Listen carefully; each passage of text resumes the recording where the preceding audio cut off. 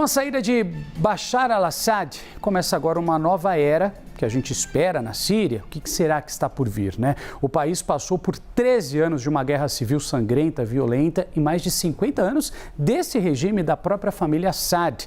O chefe de direitos humanos da ONU disse que há uma grande chance para um diálogo inclusivo sobre a transição política. É isso que a gente quer saber e vamos continuar falando sobre esse tema, sobre esse colapso do governo.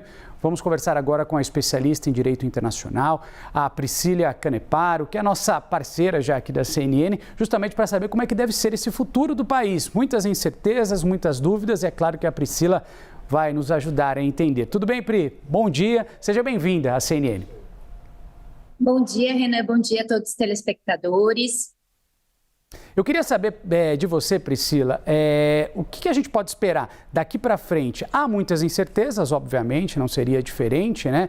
Mas a gente já sabe quem vai assumir. São muitos grupos rebeldes à frente, né, de vários pontos ali da Síria e agora também um temor de várias nações com relação a quem estará à frente. Teremos um discurso mais pacificado, teremos um discurso mais radical. O que dá para a gente analisar?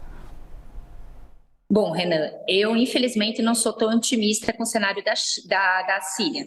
Primeiro ponto que a gente tem que entender é que, nesse momento, existe um discurso mais pacificador, mais integrativo do HTS, justamente porque não se sabe quem irá preencher esse vácuo de poder. E, de fato, quem quer preencher, obviamente, é esse próprio HTS. Então, ele depende muito de uma singela pacificação da sociedade síria, primeiro ponto. E, segundo, ele depende também, por exemplo, do apoio dos grupos curdos e, principalmente, da National Force Arm of Syria, que é basicamente mais um grupo tido como jihadista, tido como extremista, que também anunciou essa coalizão, né, jihadista, essa coalizão extremista, justamente para depor o regime dos Assad. Então, o que a gente vai prospectar a partir de agora é uma incerteza, mas a gente tem que lembrar que a gente está à frente de grupos radicais. O HTS, propriamente dito, era um braço, por assim dizer, da Al-Qaeda do Iraque dentro da Síria.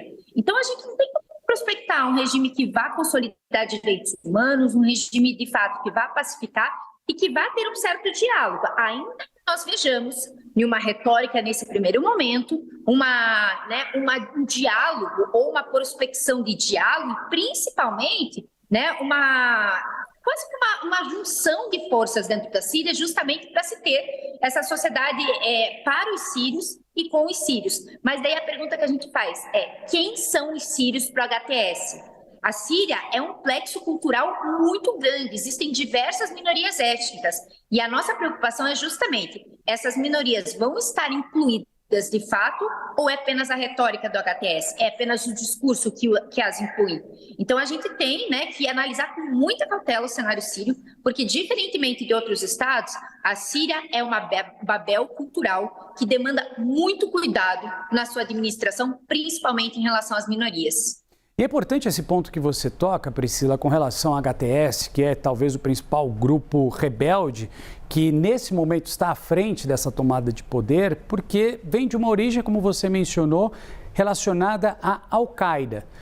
Também tem ligações estreitas com o Estado Islâmico, ou seja, para muitos países, assim como para os Estados Unidos, Turquia, é considerado um grupo terrorista. E aí eu te pergunto, esse discurso, como você bem destacou, de um discurso mais apaziguador, um discurso mais, não, olha só, vamos ouvir o povo sírio, a gente vai conseguir dialogar com as outras nações de uma forma mais pacificada. Esse discurso, ele está sendo somente um discurso nesse momento ou você já projeta um cenário bem diferente a partir do momento que eles estiverem, se é que serão, quem vai estar à frente, né, do governo sírio? Renan, eu, acredito que nesse momento a gente vai ter uma sociedade civil mais pacificada a partir do discurso do HTS, mas infelizmente acredito muito que esse regime irá se radicalizar. É próprio dessa vertente do jihadismo, é próprio da consolidação e da estruturação do HTS ter esse âmbito mais radical. E se a gente for pegar o primeiro discurso do líder do HTS, ele já falou que ele quer implantar um governo sírio inclusivo, mas em contrapartida que será regido pela Sharia. E para quem não sabe, a Sharia é uma interpretação muito radical, uma interpretação quase que errada do Alcorão, justamente para se ter uns preceitos religiosos extremados vinculados a uma projeção de pacificação da sociedade. Então, infelizmente, eu não consigo prospectar um grupo que nasce com preceitos vinculados ao Al-Qaeda, com preceitos vinculados ao Estado Islâmico e que vem, em uma primeira manifestação, deixar muito claro que quer implementar a Sharia. A gente observar uma pacificação, valores democráticos e principalmente respeito aos direitos humanos e às minorias dentro dessa realidade. E eu gosto muito de fazer um paralelo com o Egito, ainda que eu acredite que a Síria vai ser mais extremista que o Egito.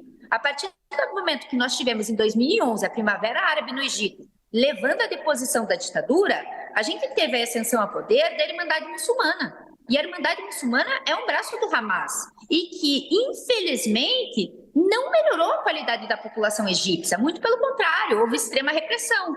E aqui eu também prospecto na Síria, infelizmente, né, não é isso que a gente, enfim, gostaria, que haverá sim uma radicalização desse movimento HTS, se porventura vier ao poder, né, vier a ocupar esse vácuo do poder, que tudo está indicando que vai de fato, vai haver uma radicalização, é inegável. O movimento em si tem uma raiz radical. E, obviamente, ele não pode, nesse vácuo de poder, ele não pode falar, vou implementar o radicalismo, não vou perpetrar a consolidação de direitos humanos, porque ele precisa se consolidar. Mas, uma vez consolidado, infelizmente, a prospecção não é nada animadora.